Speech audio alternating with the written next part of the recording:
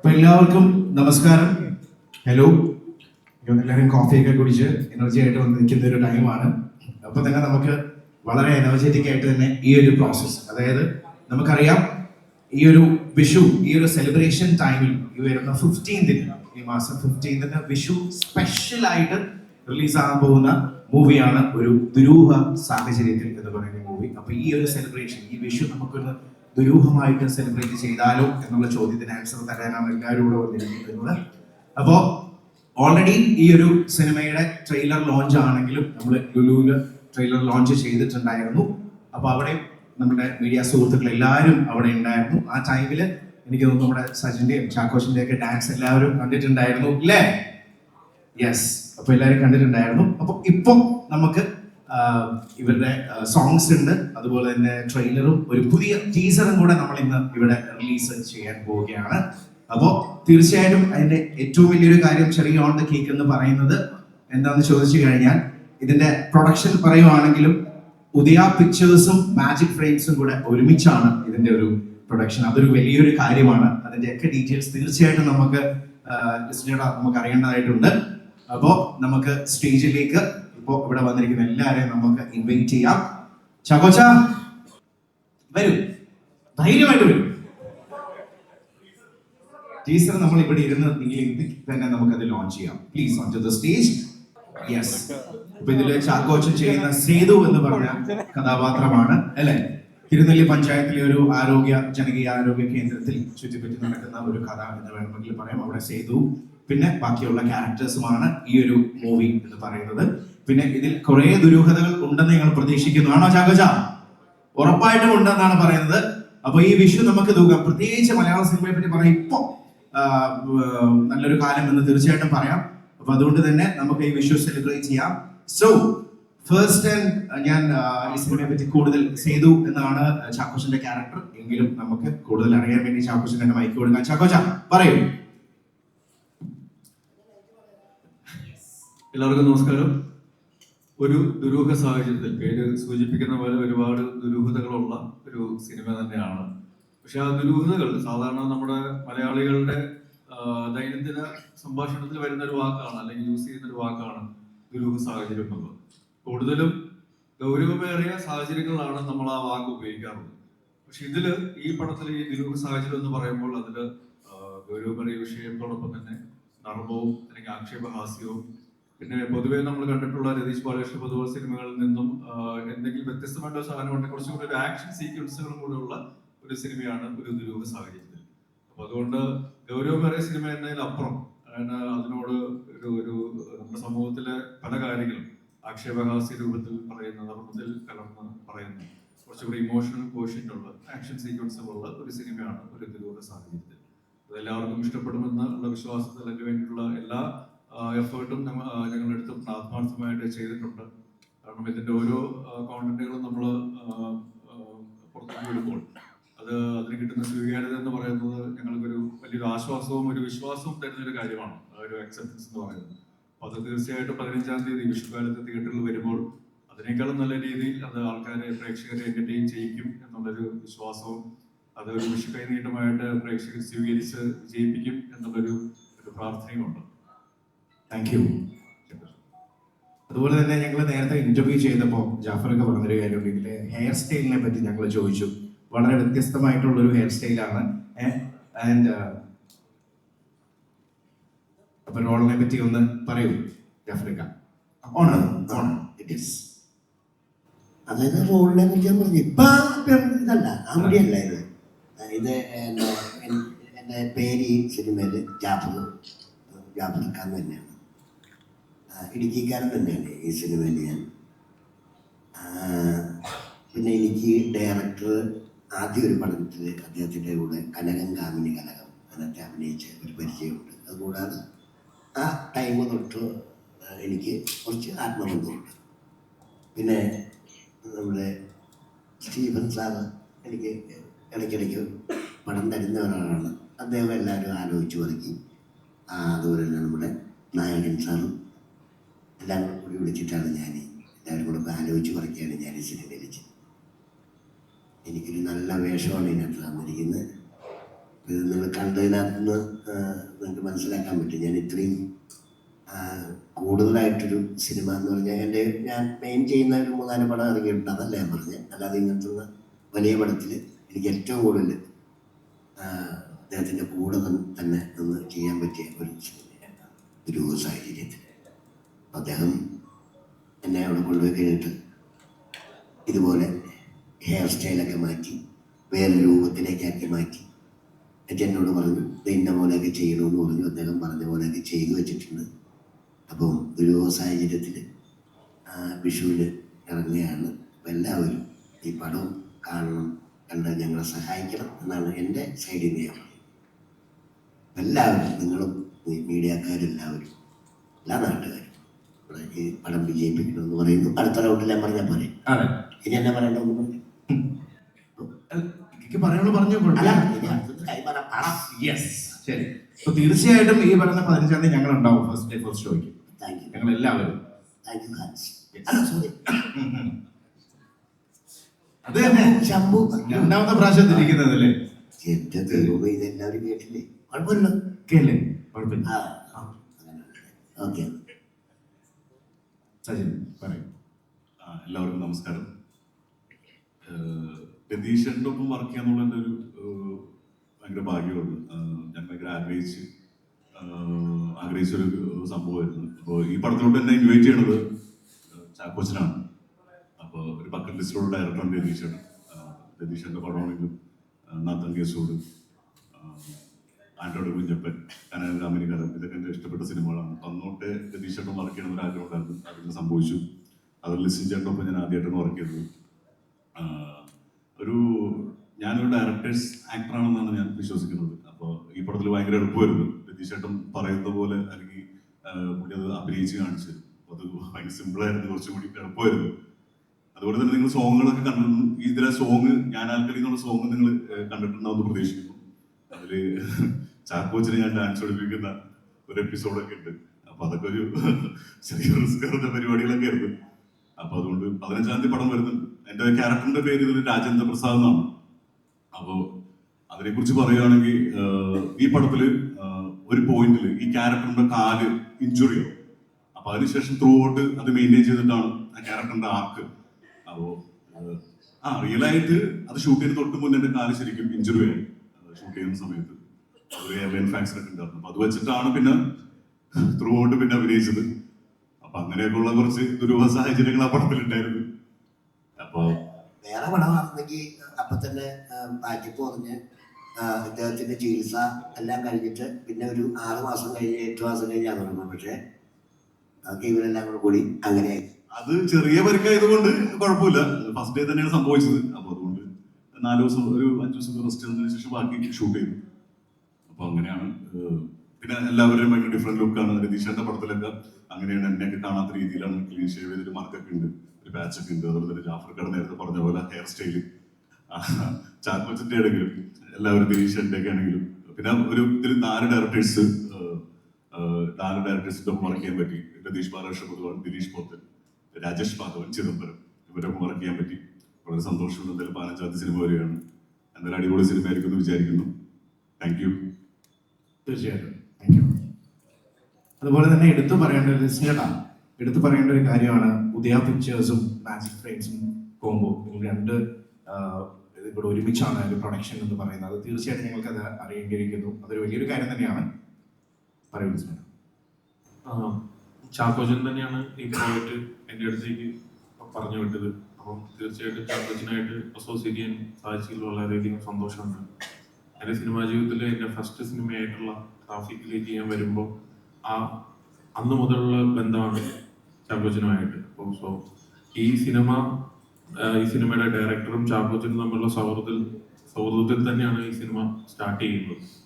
അപ്പോൾ അങ്ങനെ വന്ന സാഹചര്യത്തിൽ അപ്പോൾ ചാക്കോച്ചൻ അത് എൻ്റെ അടുത്തേക്ക് ഈ സബ്ജക്റ്റ് പറയുകയും ഈ പടം നമുക്ക് ഒരുമിച്ച് ചെയ്യാമെന്ന് പറയുകയും ചെയ്യുക.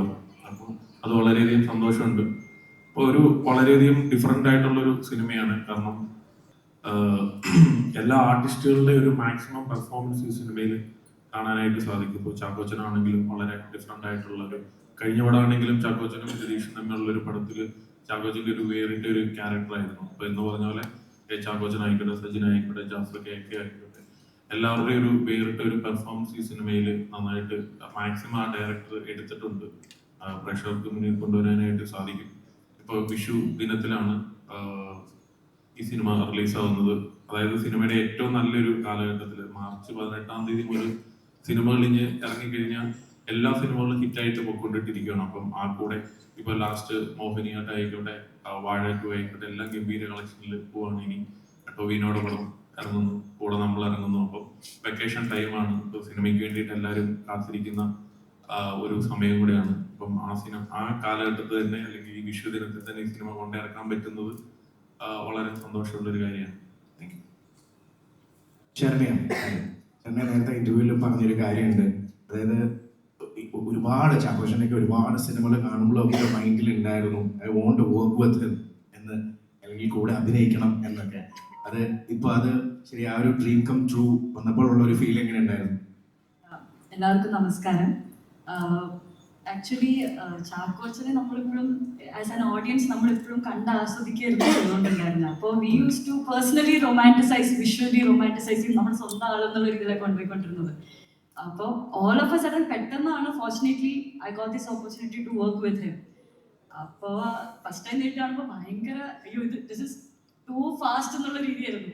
എനിക്ക് തോന്നിയില്ല, ഞാൻ പ്രിപ്പയർഡ് ആയിരുന്നു എനിക്ക് തോന്നിയില്ല. So I had to work hard and level up എന്നുള്ള സാധനം, so that I can not make mistake എന്നുള്ള ഒരു സാധനം. ഞാൻ കുറച്ച് സ്ട്രിക്റ്റ് ആയിരുന്നു. ബട്ട് താങ്ക്ഫുള്ളി ചാക്കോച്ചൻ ഞാൻ വിചാരിച്ച പോലെ അല്ലായിരുന്നു, ഭയങ്കര സിമ്പിൾ ആൻഡ് കാമായിരുന്നു. ആൻഡ് ഞാനായിരുന്നു കൂടുതൽ നെർവസ്. ഇവൻ ദോ ആ മൂവിയിലെ എൻ്റെ ക്യാരക്ടർ, ഞാൻ ചെയ്യുന്ന ക്യാരക്ടർ മിനി എന്ന് പറഞ്ഞാണ് എൻ്റെ പേര്. അപ്പോൾ ആ ക്യാരക്ടർ എന്ന് പറഞ്ഞാൽ മിനി കുറച്ചും കൂടി ഒരു സ്ട്രോങ് ആയിട്ടുള്ള ഒരു നേച്ചറാണ്. പക്ഷേ അതിനു വേണ്ടിയിട്ട് എൻ്റെ preparation, like I was working so hard so that I could make it easy എന്ന് എനിക്ക് തോന്നുന്നു. ഇപ്പൊ കുറച്ചു മുമ്പ് ചാക്കോച്ചൻ ഇട്ടൊരു പേരുണ്ട് മിനിക്ക്, അല്ലേ? തീപ്പൊരി മിനി. തീപ്പൊരി മിനി. ഇനി അങ്ങനെ അറിയപ്പെടട്ടെ അല്ലേ? തീർച്ചയായിട്ടും. Okay, thank you Saranya, thank you. ഒരു ക്വസ്റ്റ്യൻസ് കുറച്ച് ഇവരുടെ അടുത്ത് ചോദിക്കണമെന്ന് തീർച്ചയായിട്ടും ഉണ്ടാവും. അപ്പോ ഇനി mike is actually open for you. നിങ്ങൾക്ക് ക്വസ്റ്റ്യൻസ് ചോദിക്കാം. ലിസ്റ്റിൻ്റെ അടുത്താണ്. മൊത്തത്തിൽ ഒരു ദുരൂഹത നിൽക്കുന്നുണ്ട് ഈ സിനിമയിൽ. ഇതിൽ പ്രധാനപ്പെട്ട രണ്ട് കാര്യങ്ങൾ. ഒന്ന്, ലിസ്റ്റിൻ ചാക്കോച്ചനുമായിട്ട് ആദ്യം ഒന്നിക്കുന്നത്, ഇതിനു മുമ്പ് പൃഥ്വിരാജുമായിട്ട് പ്രൊഡക്ഷൻ, അതിനുശേഷം നിവിൻ പോളിയായിട്ട് പ്രൊഡക്ഷൻ, ഇപ്പോൾ ചാക്കോച്ചനുമായിട്ടുള്ള പ്രൊഡക്ഷൻ. അതിൽ ഈ കഴിഞ്ഞ സിനിമകളിൽ പൃഥ്വിയായിട്ടും നിവിനുമായിട്ട് നിന്നും, അവരിൽ നിന്നും പിന്നെ കൂടാതെ ഒരു ദുരൂഹ സാഹചര്യത്തിൽ ചാക്കോച്ചനോട് കൂടി, അതിൽ ദുരൂഹത എന്തോ ഒളിച്ചിരിക്കുന്ന പോലെ എനിക്ക് തോന്നുന്നു. ഇല്ല, ഇതാണ് അതിന് ആപ്റ്റായിട്ട് വന്ന സിനിമ എന്നാണ് ചാക്കോച്ചൻ പറഞ്ഞത്. അപ്പൊ അതുകൊണ്ടിട്ട് സിനിമയ്ക്ക് വേണ്ടിയിട്ട് കൈകോർത്തന്നേ ഉള്ളൂ. ഞങ്ങള് പല സിനിമകൾ ചെയ്തിട്ടുണ്ട്, ഇത് കഴിഞ്ഞിട്ട് വേറെ സിനിമകൾ പ്ലാൻ ചെയ്തിട്ടുണ്ട്. അപ്പോൾ ഒരുമിച്ച് ഒരു പ്രൊഡക്ഷൻ ചെയ്യാനായിട്ട് പറ്റിയ സിനിമ അങ്ങനെയുള്ള സിനിമകൾ സംഭവിക്കുന്നതാണ്. ഈ സിനിമ കോപ്പറേഷൻ ചെയ്യാനായിട്ട് സാധിച്ചു. ചാക്കോച്ചൻ ലിസ്റ്റിനായിട്ട് ഒത്തിരി കാലത്തെ ബന്ധങ്ങളുണ്ട്. ഇപ്പോഴാണ് ഒന്നിക്കുന്നത്. ഈ ലിസ്റ്റിൻ ചെയ്യുന്ന പടങ്ങളും അല്ലെങ്കിൽ ഡിസ്ട്രിബ്യൂഷനും സക്സസ് മാനായിട്ട് ലിസ്റ്റിനെ കണ്ടത് കൊണ്ടാണ് ലിസ്റ്റിനുമായിട്ടൊന്ന് കൈകോർക്കാം, അല്ലെങ്കിൽ ലിസ്റ്റിനുമായിട്ട് ഇങ്ങനെ ചേർന്ന് പോകാമെന്ന് ഈ സിനിമയ്ക്കൊന്ന് തീരുമാനിക്കാൻ കാരണം? ലിസ്റ്റിന്റെ തുടക്ക സിനിമ ട്രാഫിക് ഒരു അഭിനേതാവ് എന്നുള്ള രീതിയിൽ ഞാൻ ലിസ്റ്റിനെ അസോസിയേറ്റ് ചെയ്തിട്ടുണ്ട്. ഒരുപാട് സിനിമകൾ അതിനുശേഷം ഹൗൾഡ് അറിയുള്ള സിനിമകളുണ്ട്, സാഹചര്യമുണ്ട്. അത് വിജയിച്ച സിനിമകൾ മാത്രമല്ല, പരാജയപ്പെട്ട സിനിമകളും അതിലുണ്ട് എന്നുള്ളതാണ് വസ്തുത. അപ്പോൾ വിജയിച്ച സിനിമകൾ മാത്രം കണക്കിലെടുത്തിട്ടാണ് ഈ കൂട്ടായ്മ എന്ന് തോന്നുന്നുണ്ടെങ്കിൽ അത് തെറ്റായ ഒരു ധാരണയാണ്. പരാജയപ്പെട്ട സിനിമകളുണ്ട്, നല്ല അഭിപ്രായം കിട്ടിയിട്ട് പരാജയപ്പെട്ട സിനിമകളുണ്ട്, അഭിപ്രായം കിട്ടാതെയും പരാജയപ്പെട്ട സിനിമകളുണ്ട്, വിജയിച്ച സിനിമകൾ ഒരുപാടുണ്ട്. അപ്പൊ അങ്ങനെ നോക്കുമ്പോൾ സിനിമകൾ ഉണ്ടാവണം, പ്രത്യേകിച്ച് നല്ല സിനിമകൾ ഉണ്ടാവണം എന്നുള്ള ആഗ്രഹത്തിന്റെ പുറത്താണ് ഈ ഒരു സിനിമയുമായിട്ട് ഞാൻ ഒത്തുചേരുന്നത്. അത് അഭിനേതാവ് എന്നുള്ള രീതിയിലും അതേപോലെ തന്നെ പ്രൊഡക്ഷൻ പാർട്ട്നേഴ്സ് എന്നുള്ള രീതിയിലും ആദ്യമായിട്ട് ഒത്തുചേരുന്നു എന്നുള്ളൊരു സാഹചര്യം ഇപ്പോഴാണ് ഉണ്ടായത് എന്നുള്ളതാണ് സത്യം. അല്ലാതെ ലിസ്റ്റിൻ എന്നുള്ളൊരു പ്രൊഡ്യൂസർ അല്ലെങ്കിൽ ഒരു ബിസിനസ് മാനെ കണ്ടിട്ടോ, അല്ലെങ്കിൽ ഞാൻ എന്നുള്ളൊരു ആക്ടറിന്റെ മാർക്കറ്റബിലിറ്റി നോക്കിയിട്ടോ ഒന്നുമല്ല ഇത് സംഭവിക്കുന്നത്. ഒരു നല്ല സിനിമ ഉണ്ടാവണം, അപ്പോൾ അതിന് ഉള്ള സാഹചര്യങ്ങൾ, ഏറ്റവും നല്ല സാഹചര്യങ്ങൾ ഉണ്ടാവണം എന്നുള്ളതിൻ്റെ ഒരു ആഗ്രഹത്തിന് പുറത്തും ഒരു വിശ്വാസത്തിന് പുറത്തും ഒരു നല്ല സിനിമയായിട്ട് മാറും എന്നുള്ളൊരു ഒരു തോന്നലുമാണ് ശരിക്കും ഈ ഒരു കൂട്ടായ്മയ്ക്ക് കാരണമായത്. ഈ സിനിമയുടെ ജയപരാജയങ്ങൾ മുന്നോട്ടുള്ള യാത്രയ്ക്ക് ബാധകമാകുമോ എന്നുള്ളത് അതൊരു ഫാക്ടറാണെന്ന് എനിക്ക് തോന്നുന്നില്ല. ഞാൻ നേരത്തെ സൂചിപ്പിച്ച പോലെ വിജയങ്ങളും പരാജയങ്ങളും ഞങ്ങളുടെ സിനിമാ ജീവിതത്തിൽ ഒന്നിച്ചുള്ള യാത്രയിൽ ഉണ്ടായിട്ടുണ്ട്. അപ്പൊ അതുകൊണ്ട് നല്ല സിനിമകൾക്ക് വേണ്ടി ഈ സിനിമയുടെ റിസൾട്ട് എന്ത് തന്നെ ആവട്ടെ, അത് മുന്നോട്ടുള്ള യാത്രയ്ക്ക് ഒരു ഫാക്ടറാണെന്ന് ഞാൻ വിശ്വസിക്കുന്നത്. ഇതിന്റെ ജയപരാജയങ്ങൾക്കപ്പുറം നല്ല സിനിമകൾക്ക് വേണ്ടി വീണ്ടും ഒന്ന് ചെയ്യും. ചാക്കോച്ച, ഇപ്പം ട്രെയിലർ നോക്കുവാണെങ്കിൽ ഈവൻ ഒരു ചിരിക്കകത്താണെങ്കിൽ പോലും ചാക്കോച്ചിന് ഇതുവരെ ചെയ്തതിൽ നിന്ന് വളരെ വ്യത്യസ്തമായിട്ടൊരു കാര്യമാണ് ചിരി വരെ. ഓൾസോ ഒരുപാട് കാര്യങ്ങൾ. അപ്പം ഈ പുതുമയായിട്ടുള്ള എന്തൊക്കെ കാര്യങ്ങളുണ്ടാവും ഈ സിനിമയിൽ ചാക്കോച്ചൻ ചെയ്തതിനായിട്ട്? ഇതില് ശരിക്കും രതീഷ് പൊതുവാൾ ഒരു ഡയറക്ടറിന്റെ ഒരു ക്രിയേറ്റീവ് സൈഡ് വളരെ ഡിഫറെന്റ് ആയിട്ടുള്ള രീതിയിൽ കാണാനായിട്ട് നമുക്ക് സാധിക്കും. ഇപ്പം എന്റെ കഥാപാത്രം മാത്രമല്ല, ഇതിലുള്ള എല്ലാവരുടെയും ഇപ്പൊ സച്ചിന്റെ ഒരു അപ്പിയറൻസ് ആണെങ്കിലും, അല്ലെങ്കിൽ ദിലീഷിന്റെ ഒരു അപ്പിയറൻസ് ആണെങ്കിലും, ഈവൻ ജാഫ്രിക്കയുടെ അപ്പിയറൻസ് ആണെങ്കിലും, എല്ലാവരുടെയും അപ്പിയറൻസുകൾ തന്നെ കാതലായിട്ടുള്ള മാറ്റങ്ങൾ ഉണ്ടായിട്ടുണ്ട്. അതേപോലെ തന്നെ അവരെ അവതരിപ്പിക്കുന്ന രീതികളിലാണെങ്കിലും, അവർ പെർഫോം ചെയ്യുന്ന രീതികളിലാണെങ്കിലും, അവരുടെ ഒരു ബോഡി ലാംഗ്വേജിലാണെങ്കിലും എല്ലാം അവർ വ്യത്യസ്തത കൊണ്ടുവരാനായിട്ട് ശ്രമിച്ചിട്ടുണ്ട്. ഇതില് സജിന്റെ ക്യാരക്ടർ ഒരു കെമിസ്ട്രി അധ്യാപകനാണ്. അപ്പോൾ അതില് സജിൻ സംസാരിക്കുന്ന കൂട്ടത്തിൽ തന്നെ ഇങ്ങനെ വായുവിൽ എഴുതും. സാധാരണ നമ്മള് സാറന്മാരെ പഠിപ്പിക്കുമ്പോൾ എഴുതുന്ന പോലെ ഓരോ കാര്യങ്ങൾ പറയുമ്പോൾ പുള്ളി എഴുതും. അപ്പൊ ഞാൻ രതീഷിനോട് ചോദിച്ചു, അത്രയ്ക്ക് അങ്ങ് വേണം, അത്ര ഡീറ്റെയിലിംഗ് നമുക്ക് ആവശ്യമുള്ളൂ എന്ന് ഞാൻ ചോദിച്ചായിരുന്നു. അപ്പൊ ഈ അടുത്ത് എൻ്റെ മദറിലോ, പ്രിയയുടെ അമ്മ വീട്ടിൽ വന്നപ്പോൾ പുള്ളിക്കാരി ബയോളജി ടീച്ചറായിരുന്നു. അപ്പൊ ഞാൻ എന്തോ പുള്ളിക്കാരിയോട് സംസാരിക്കുന്നിടയ്ക്ക് പുള്ളിക്കാരി ഉത്തരം പറയുന്നതിനിടയ്ക്ക് ഇങ്ങനെ എഴുതുന്നു. അതായത് മേശപ്പുറത്ത് അല്ലെങ്കിൽ പുള്ളിക്കാരുടെ മടിയിലൊക്കെ ഇങ്ങനെ എഴുതാണ് സംസാരിക്കുന്ന കൂട്ടത്തിൽ. അപ്പൊ അങ്ങനെ അത്രയും ഡീറ്റെയിൽ ആയിട്ട് ഓരോ ക്യാരക്ടറിന്റെ മാനറിസംസും ക്യാരക്ടറൈസേഷൻസിന്റെ ഓരോ ന്യൂആൻസസും ഒക്കെ വളരെ ഡീറ്റെയിൽ ആയിട്ട് നോക്കുന്ന ഒരു ഡയറക്ടറാണ് രതീഷ് പൊതുവാൾ.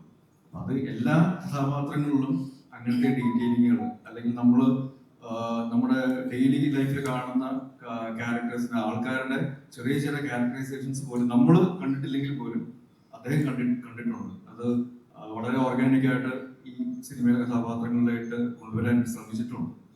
അപ്പൊ അങ്ങനത്തെ ഒരുപാട് ഇൻസിഡൻസ് ഇതിലുണ്ട്. പിന്നെ ദുരൂഹ സാഹചര്യം എന്ന് പറയുമ്പോൾ ഒരു ഗൗരവം എന്നുള്ളതിന്റെ അപ്പുറത്തേക്ക് വളരെ റിലേറ്റബിൾ ആയിട്ടുള്ള കുറെ സാഹചര്യങ്ങളുണ്ട്, അല്ലെങ്കിൽ കഥാപാത്രങ്ങളുണ്ട്. ഇതിൽ എന്റെ സേതു എന്ന് പറയുന്ന കഥാപാത്രം ഒരു ആരോഗ്യ മേഖലയിലെ ഒരു ഓഫീസ് ബോയോ, ഒരു ക്ലിനിക്കൽ വർക്ക് ചെയ്യുന്ന ആളാണ്. പക്ഷെ പുള്ളി ചെയ്യാത്ത ജോലികളില്ല.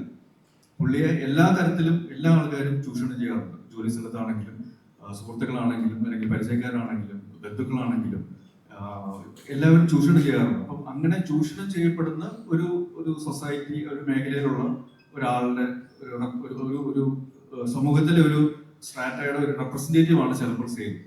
അയാളുടെ ജീവിതത്തിലേക്ക് മറ്റു പലരും കടന്നു വരുമ്പോൾ, പ്രത്യേകിച്ച് സജിൻ ചെയ്യുന്ന രാജേന്ദ്ര പ്രസാദ് എന്ന ക്യാരക്ടർ കടന്നു വരുമ്പോൾ പിന്നീട് ഉണ്ടാകുന്ന മാറ്റങ്ങൾ, അല്ലെങ്കിൽ മിനി എന്ന് പറയുന്ന ക്യാരക്ടർ, പുള്ളിക്കാരി വളരെ ബോൾഡായിട്ടുള്ള ക്യാരക്ടറാണ്. ആ നാട്ടിൽ നടക്കുന്ന ചെറിയ കാര്യങ്ങൾക്ക് വേണ്ടി, ജനങ്ങൾക്ക് വേണ്ടി പ്രതികരിക്കുന്ന ഒരു കഥാപാത്രമാണ്.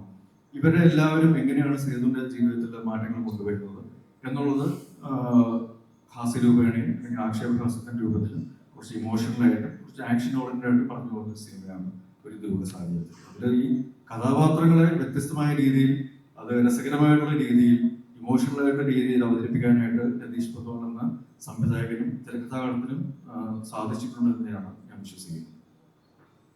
ഇപ്പം ചാക്കോച്ചൻ്റെ കംബാക്ക് പീരീഡ് ഉണ്ടായിരുന്നു. അതായത് ഈ ട്രാഫിക് മുതൽ ഇങ്ങോട്ടുള്ള സിനിമാസ് നോക്കുകയാണെങ്കിൽ, ഇപ്പൊ നോക്കുകയാണെങ്കിൽ ചാക്കോച്ചൻ ജസ്റ്റ് റൊമാൻറ്റിക് ഹീറോയ്ക്ക് അപ്പുറത്തേക്ക് എന്താ പറയാ, ഒരുപാട് വ്യത്യസ്തമായിട്ടുള്ള ക്യാരക്ടേഴ്സ് ചെയ്ത് ഈവൻ വില്ലൻ ഉൾപ്പെടെ.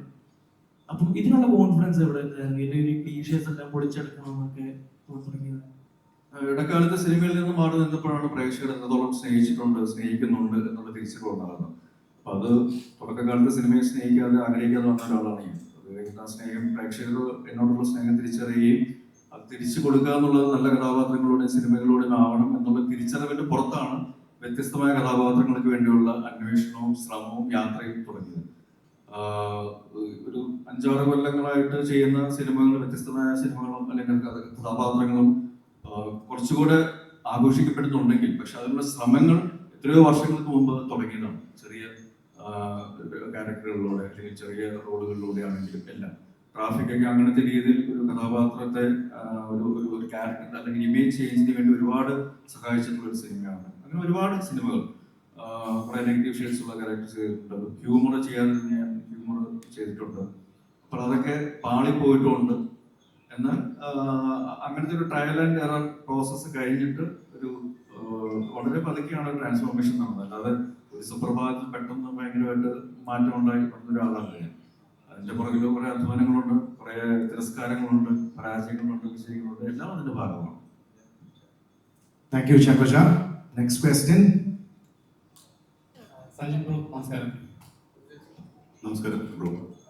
നിങ്ങൾ ഈ പ്രയോഗം, അതായത് ചേട്ടനായാലും ചാക്കോച്ചനായാലും ദിലീഷനായാലും, അപ്പം ഒരിക്കലും പടത്തില് ഒരു പോർഷൻ കഴിഞ്ഞാൽ നിങ്ങൾ 3 പേര് തമ്മിലുള്ള ഒരു കോമ്പിനേഷൻ ആയിരിക്കും പ്രേക്ഷകരെ കൂടുതൽ എക്സൈറ്റ് ചെയ്യിക്കുന്നത്, ത്രില്ല് ചെയ്യിക്കുന്നത്, ഇമോഷണൽ ആക്കുന്നത് ചെയ്യുന്നത്. ട്രെയിലറാണോ ഫീൽ ചെയ്യുന്നത്? അപ്പം 3 ടൈപ്പ് ആളുകളാണ്. ഇതെല്ലാം ഒരു കുടക്കീഴിൽ വരുമ്പോണ്ടാകുന്ന ഒരു റിസൾട്ട് ഉണ്ട്, ഒരു കെമിക്കൽ കോമ്പോ പോലെ വേറൊരു കോമ്പിനേഷൻ ആയിരിക്കും ഇത്. ഇതൊരു പ്രേക്ഷകർ എക്സ്പീരിയൻസ് ചെയ്യാത്ത ഒരു എക്സ്പീരിയൻസ് ആവട്ടെ. അപ്പം ഇങ്ങനൊരു കോമ്പിനേഷൻ, ഇങ്ങനൊരു കഥ കേൾക്കുന്ന സമയത്ത് എങ്ങനെയാണ് ഫസ്റ്റ് മൈൻഡിൽ തോന്നിയിരുന്നില്ല നമ്മളിത് കേട്ടിട്ടുള്ള കഥയാണോ, അത് പ്രേക്ഷകർക്ക് എന്തായിരിക്കും ഇതിൽ നിന്ന് കിട്ടാത്തൊരു തോട്ട് ഉണ്ടാവുമല്ലോ, എന്തായിരുന്നു? ബ്രോ, ഞാൻ പറഞ്ഞില്ലേ നേരത്തെ എൻ്റെ ഒരു ബക്കറ്റ് ലിസ്റ്റിൽ നിന്ന ഡയറക്ടറാണ് രതീശൻ. അപ്പോൾ എന്തെങ്കിലും പുള്ളിയായിട്ട് കൊളാബ് ചെയ്യാൻ പറ്റുന്ന ഒരു ആഗ്രഹത്തിൽ നിൽക്കുമ്പോഴാണ് ഒരു ഓഫർ വരുന്നത്. അപ്പോൾ ചാക്കോച്ചൻ വിളിച്ചിട്ടാണ് ഞാൻ പിന്നെ പോയി കഥ കേൾക്കുന്നതും.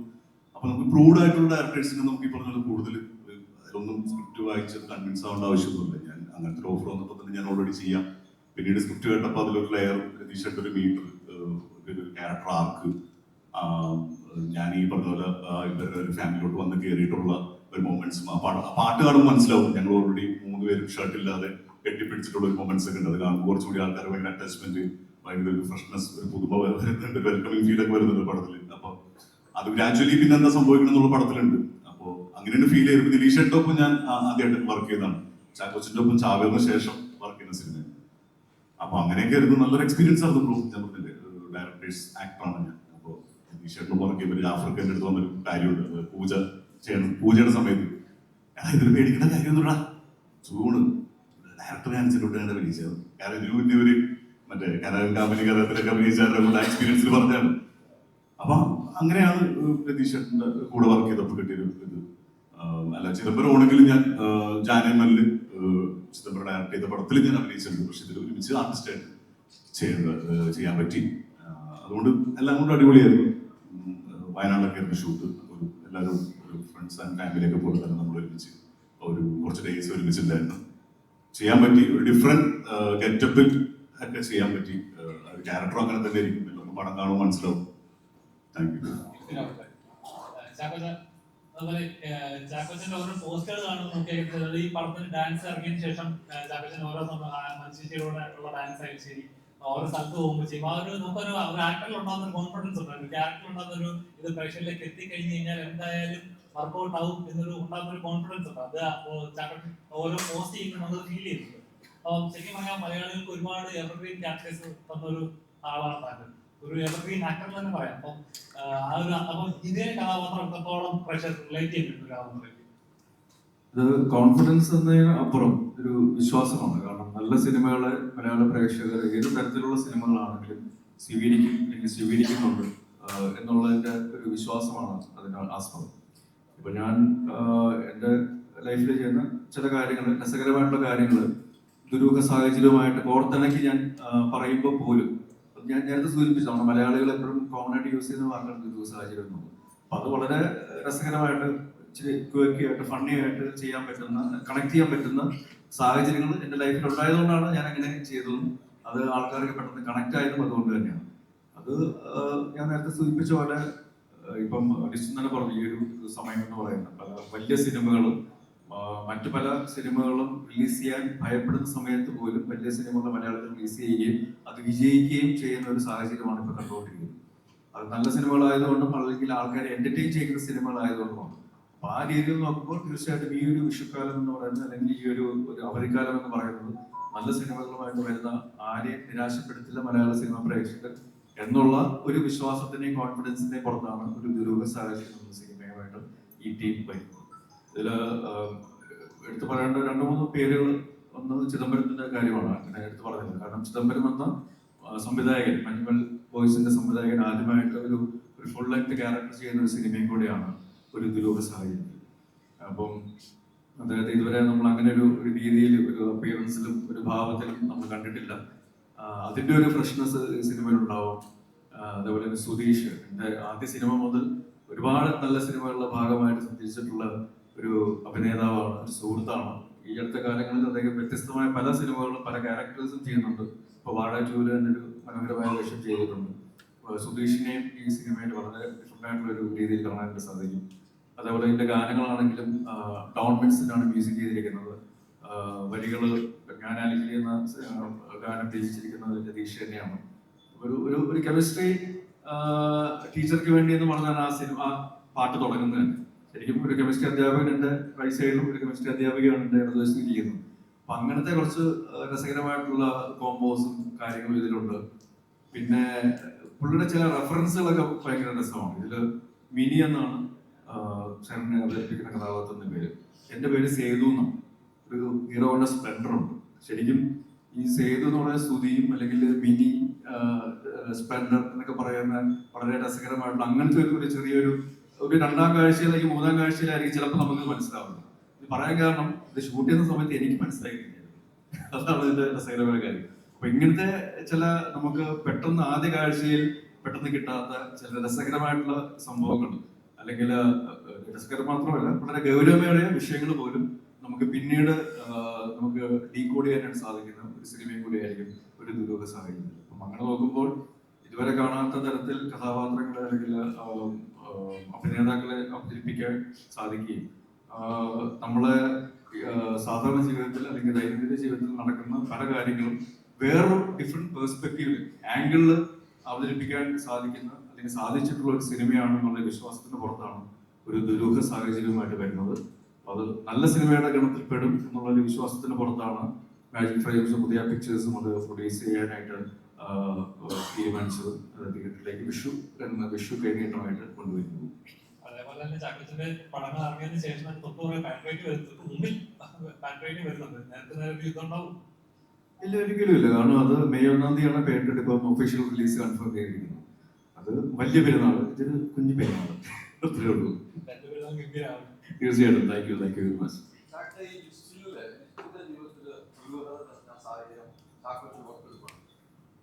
അത് ശരിക്കും ഈ സജിന്റെ കാലിന്റെ ഇഷ്യൂ നമ്മൾ പറഞ്ഞായിരുന്നല്ലോ.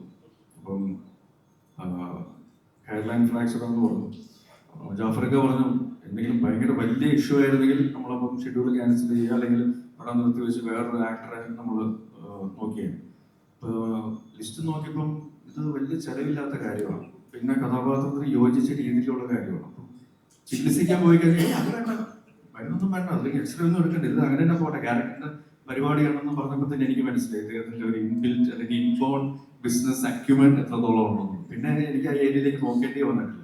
എല്ലാം ലിസ്റ്റിന്റെ ടീമും പ്രത്യേകിച്ച് അഖിലും ഒക്കെ അതിൽ ഭയങ്കരമായിട്ട്, കാരണം ലിസ്റ്റിൻ പൂജയ്ക്ക് ശേഷം പിന്നെ ലൊക്കേഷനിലേക്ക് വന്നിട്ടേ ഇല്ല. കാരണം എങ്ങാണ് ഈ കാലിന്റെ ചികിത്സയ്ക്ക് കൂടുതൽ എന്തെങ്കിലും സാലറി ചോദിക്കുമെന്നുള്ള ഭയത്തിന്റെ പുറത്ത് പുള്ളി വന്നിട്ടില്ല. അപ്പൊ അതൊക്കെ എടുത്ത് കണ്ടുപഠിക്കേണ്ട കാര്യങ്ങളാണ്. ജോക്സ് അപ്പാർട്ട്, ഈ സിനിമയ്ക്ക് വേണ്ടിയിട്ട് ഞാൻ ആദ്യമായിട്ട് ലിസ്റ്റിൻ ആണ് ശരിക്കും രതീഷ് പൊതുവാളിനെ ആദ്യം ഏറ്റെടുത്ത് വിടുന്നത് ആൻഡ്രോയിഡ് കുഞ്ഞപ്പൻ എന്ന സിനിമയ്ക്ക് വേണ്ടിയിട്ട്. അന്ന് എനിക്ക് മനസ്സിലായില്ല പുള്ളി എന്താ പറയുന്നുള്ളൂ. തിയേറ്ററിൽ സിനിമ വന്നതിന് ശേഷമാണ് എനിക്ക് മനസ്സിലായത് ഇതാണ് അദ്ദേഹം ഉദ്ദേശിച്ചത്. അപ്പൊ അതിനുശേഷം വീണ്ടും രതീഷുമായിട്ട് ഒരു സിനിമ ചെയ്യുമ്പോൾ തിരിച്ച് ആ ഒരു കാര്യം തിരിച്ചു കൊടുക്കുക എന്നുള്ളത് എൻ്റെ ഭാഗത്ത് നിന്ന് ഞാൻ ചെയ്യേണ്ട ഒരു ന്യായമായിട്ട് എനിക്ക് തോന്നി. അത് ഒരു നല്ല സിനിമയുടെ ഭാഗമാകുക എന്നുള്ളത് ഉറപ്പുവരുത്താൻ വേണ്ടിയിട്ട് ഉള്ളൊരു ശ്രമവും ഞങ്ങളുടെ ഭാഗത്ത് തീർച്ചയായിട്ടും ഉണ്ട്. ബോഗിൻവില്ലെ ആണെങ്കിലും ഓഫീസർ ഡ്യൂട്ടി എടുക്കുമ്പോഴും അതിനകത്തൊക്കെ ഒരു സൈക്കോ ക്യാരക്ടർ ഒളിഞ്ഞ് കിടക്കുന്നുണ്ട്, നമ്മൾ അറിഞ്ഞോ അറിയാതെ. അപ്പം ഇതിലും അങ്ങനെ ഒരു ദുരൂഹത ഞങ്ങൾ പ്രതീക്ഷിക്കണം. അങ്ങനെയാണെങ്കിൽ എന്തുകൊണ്ട് ഇത്രയും ക്യാരക്ടേഴ്സ് തിരഞ്ഞെടുക്കും? എനിക്ക് സൈക്കോ ചാക്കോ എന്ന പേര് വരുത്താൻ വേണ്ടിയിട്ടുള്ള ദുരൂഹമായിട്ടുള്ള ശ്രമമാണെന്ന് എനിക്ക് സംശയമുണ്ട്. പക്ഷെ എനിക്ക് തോന്നുന്നു എല്ലാവരിലും ഈ പറയുന്ന പോലെ ഒരു സൈക്കോ ഫാക്ടർ ഉണ്ട്. ഇല്ലേ? ഇല്ലാതില്ല, കാരണം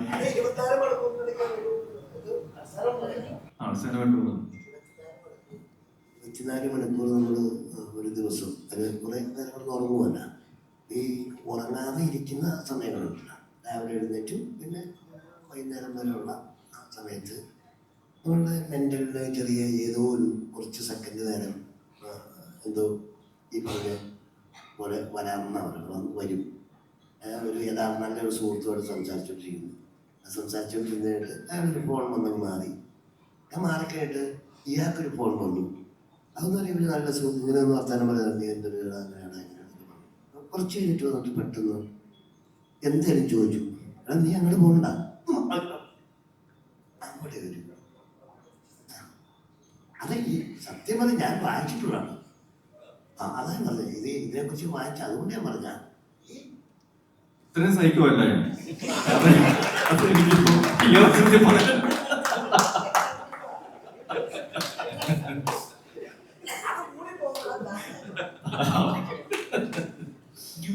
പക്ഷെ എനിക്ക് തോന്നിയിട്ടുള്ളത് ഓഫീസർ ഡ്യൂട്ടിയിലെ കഥാപാത്രം പ്രത്യേകിച്ച് അയാളുടെ ഒരു ഇമോഷണൽ ട്രോമ ഉണ്ട്. അപ്പൊ അത് ആ ഒരു സീക്വൻസ് കണ്ടു കഴിഞ്ഞിട്ട് അതിനോട് റിലേറ്റ് ചെയ്ത് ഒരുപാട് ആൾക്കാർ എന്നെ പേഴ്സണലി വിളിച്ച് സംസാരിച്ചിട്ടുണ്ട്. അപ്പം എനിക്ക് കണ്ട സമയത്ത് എനിക്കും തോന്നിയിരുന്നു ഇയാൾ എന്ത് സൈക്കോ ആണെന്ന്. എല്ലാത്തും നോട്ട് ചെയ്തു. അപ്പം അത് ഇതിപ്പം ഈ സൈക്കോ എന്നതിനപ്പുറം അത് മനസ്സിന്റെ ഓരോരോ അവസ്ഥകളാണ്. അപ്പൊ അത് നമ്മൾ മനസ്സിലാക്കുക എന്നുള്ളതാണ് ഏറ്റവും ആദ്യമായി ചെയ്യേണ്ട കാര്യം. ഇപ്പം അതൊരു ഡിസീസാണ്, ക്യാൻസർ പോലെ തന്നെ നമ്മൾ ട്രീറ്റ് ചെയ്യേണ്ട ഒരു രോഗം തന്നെയാണ്. അപ്പൊ അത് മനസ്സിലാക്കുന്ന ഒരു സമൂഹം ഇപ്പോൾ ഉണ്ടായിട്ടുണ്ട്. അത് ചികിത്സിക്കുകയും അതിനുവേണ്ടി പണ്ടുണ്ടായിരുന്ന ഒരു ടാബും ഉണ്ട്. നമ്മൾ ചുമ്മാ ഒരു ഭ്രാന്തെന്ന് പറഞ്ഞ് അതിനെ അല്ലെങ്കിൽ വട്ടെന്ന് പറഞ്ഞ് നമ്മൾ എന്താ പറയുക വളരെ കോമൺ ആയിട്ടുള്ളൊരു വേർഡ് ഉപയോഗിക്കുന്നതിനപ്പുറം ഇന്ന് പല ഗ്രേഡുകളുണ്ട്, വേരിയന്റുകളുണ്ട്. എന്തൊക്കെ അവസ്ഥകളാണെന്ന് മനസ്സിലാക്കി ചികിത്സിക്കാനായിട്ട് ആൾക്കാർ മുന്നോട്ട് വരുന്നുണ്ട്. പണ്ട് മടി ഉണ്ടായിരുന്നത് ഇപ്പം അങ്ങനെയല്ല, ഓപ്പൺ അപ്പ് ചെയ്യുന്നുണ്ട് ആൾക്കാർ. ഇതൊരു നല്ലൊരു കാര്യമാണ്. അപ്പോൾ അത് ഓരോ കഥാപാത്രങ്ങൾക്കും അതനുസരിച്ചുള്ള ചേരുവകളും വ്യത്യസ്തതകളും ഉണ്ടാവുന്നുണ്ട്, മാനസിക തലങ്ങളും ഉണ്ടാവുന്നുണ്ട്.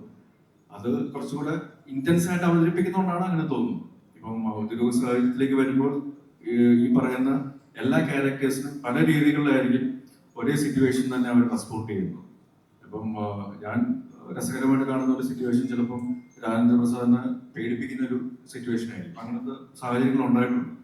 അപ്പം അത് സിനിമ കാണുമ്പോൾ നമുക്ക് കുറച്ചുകൂടെ നമുക്ക് വ്യക്തത ഉണ്ടാവും എങ്ങനെയാണെന്നുള്ളത്.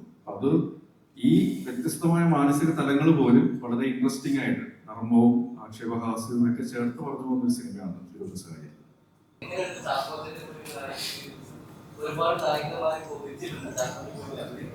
അതെ അതെ, നല്ലൊരു എക്സ്പീരിയൻസ് ആയിരുന്നു. ആക്ച്വലി ഞാൻ കുറച്ചധികം പ്രിപ്പയർ ചെയ്തിട്ടാണ് പോയത്.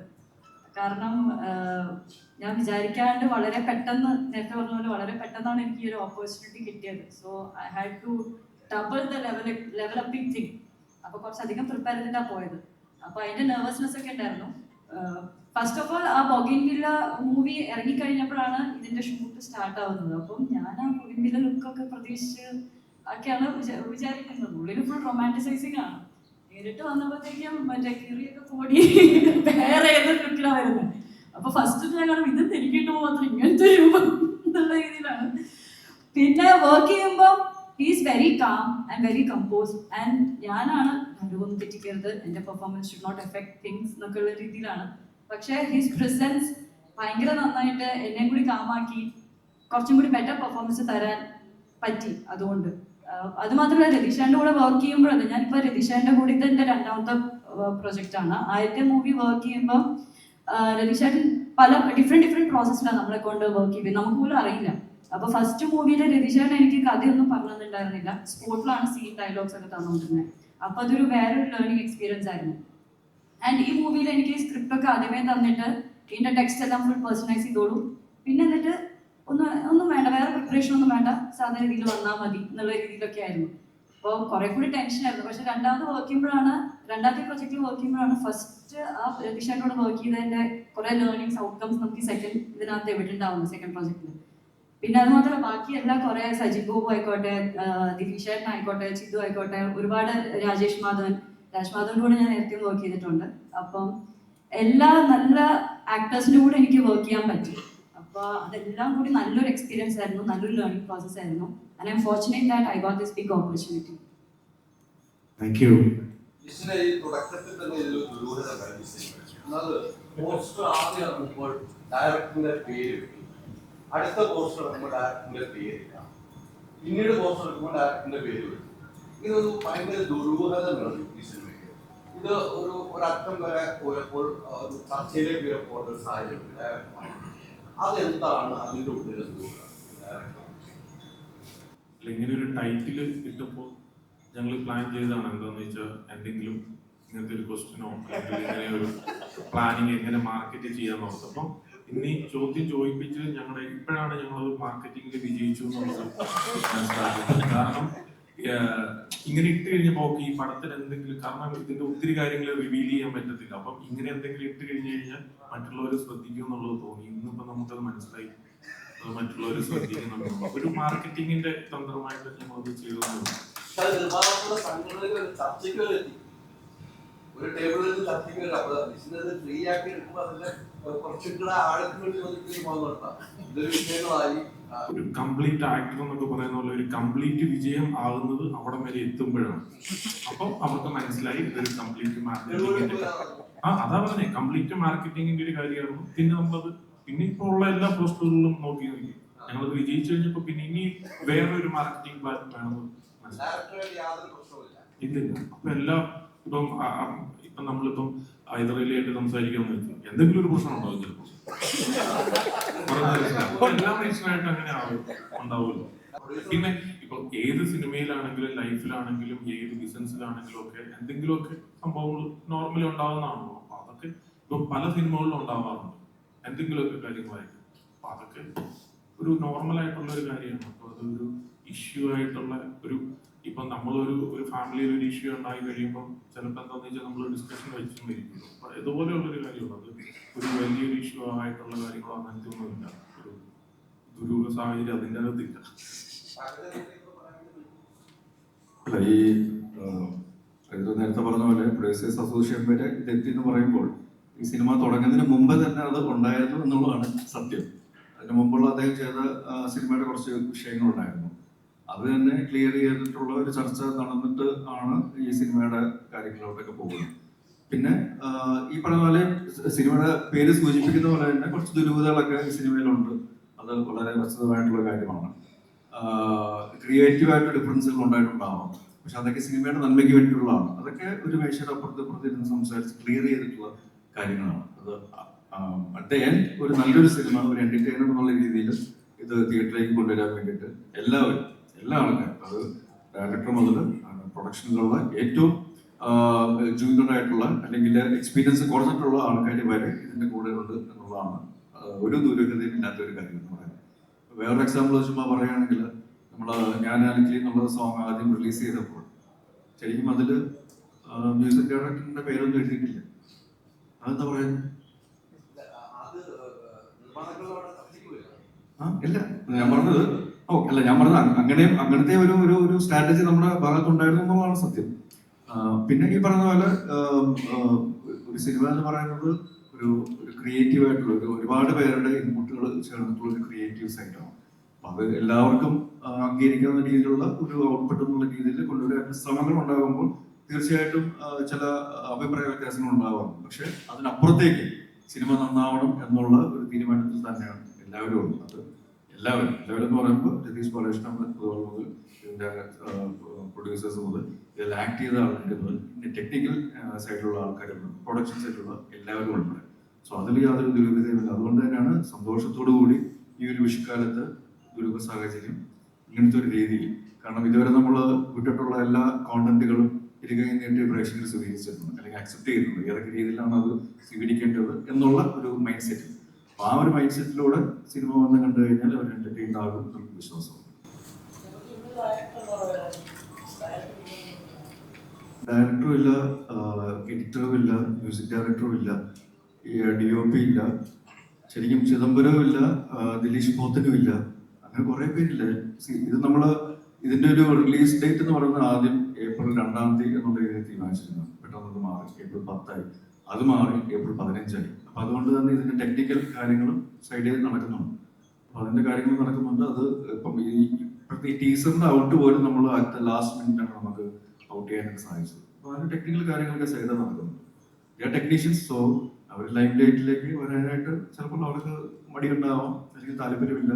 അവരുടെ ജോലി അല്ലെങ്കിൽ അവരുടെ ഔട്ട്പുട്ട് റിസൾട്ടാണ്, അവരുടെ ജോലിയാണ് അവരെ ലൈഫിലേക്ക് കൊണ്ടുവരുന്നത്. സിനിമ മുമ്പുള്ള അദ്ദേഹം ഡയറക്ട് ചെയ്ത് ആ സിനിമയ്ക്ക് കാക്കപ്പച്ചന്റെ കൂടെ യാത്രയായിരുന്നു അദ്ദേഹം.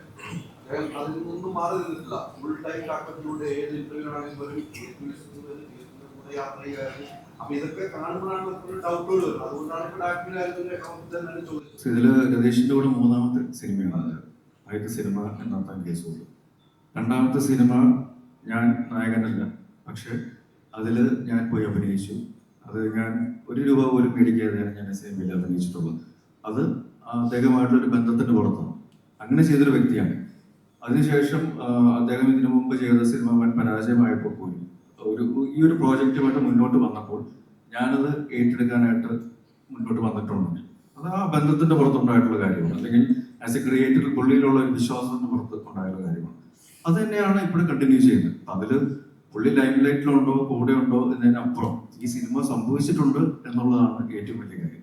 അതിനുവേണ്ടി അദ്ദേഹമാണെങ്കിലും ഞാനാണെങ്കിലും കൃഷ്ണനാണെങ്കിലും എല്ലാവരും ഒറ്റക്കെട്ടായിട്ട് കൂടെ ഇരിക്കുന്നവരാണെങ്കിൽ എല്ലാവരും ഒറ്റക്കെട്ടായിട്ട് കൂടെ നിന്നിട്ടുള്ളത് എന്നുള്ളതാണ് സത്യം.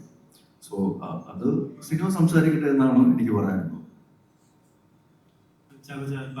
ആ ഒരു ക്വസ്റ്റ്യൻ ആ ഒരു ആൻസർ ആയിട്ട് റിലേറ്റ് ചെയ്തൊരു ക്വസ്റ്റ്യൻ ചോദിക്കുകയാണ്.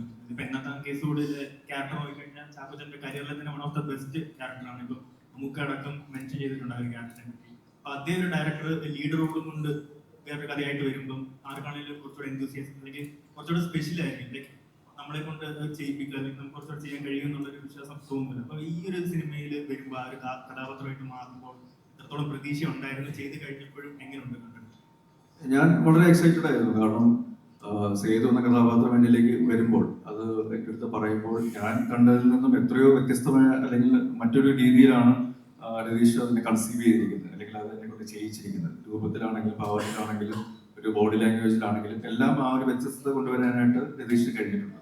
ഞാൻ നേരത്തെ സൂചിപ്പിച്ച പോലെ ഒരു ഒരു ഒരു ആക്ടറെ അത് ഇന്നത്തെ കേസുകളിൽ വളരെ വ്യക്തമായിട്ട് നമുക്കറിയാം. ഞാനും 1-2 പേരും അല്ലാതെ ബാക്കിയെല്ലാം പുതിയ ആൾക്കാരായിരുന്നു. ക്യാമറയുടെ മുമ്പിൽ നിന്ന് പരിചയമില്ലാത്ത ആൾക്കാരായിരുന്നു കൂടുതൽ. അവരെ എല്ലാവരെയും വളരെ നാച്ചുറലായിട്ട് ഒരു കഥാപാത്രമായി മാറുന്ന രീതിയിൽ അവതരിപ്പിക്കാനായിട്ട് സാധിച്ചിട്ടുണ്ടെങ്കിൽ അത് രതീഷ് പൊതുവാൾ എന്ന ഒരു ക്രിയേറ്ററിന്റെ മിടുക്ക് തന്നെയാണ്. അപ്പൊ അത് എക്സ്പീരിയൻസ്ഡ് ആയിട്ടുള്ള ആൾക്കാരെ കയ്യിൽ കിട്ടുമ്പോൾ അതിന്റെ ഒരു വെയിറ്റേജ് കൂടും എന്ന് ഞാൻ വിശ്വസിക്കുന്നു. അത് ദിലീഷിന്റെ ഒരു അപ്പിയറൻസിന്റെ കാര്യത്തിൽ നോക്കുകയാണെങ്കിലും, സച്ചിന്റെ കാര്യത്തിലാണെങ്കിലും, ജാഫറിന്റെ ആണെങ്കിലും, ശരണ്യയുടെ ആണെങ്കിലും, സുധീഷിന്റെ ആണെങ്കിലും, എന്റെ ആണെങ്കിലും എല്ലാം ആ രീതിയിലെ കഥാപാത്രങ്ങളുടെ വേറൊരു ടോൺ അല്ലെങ്കിൽ ഇതുവരെ കാണാത്ത രീതിയിലുള്ള ഒരു മാജിക് നമുക്കത് കാണാനായിട്ട് സാധിക്കും.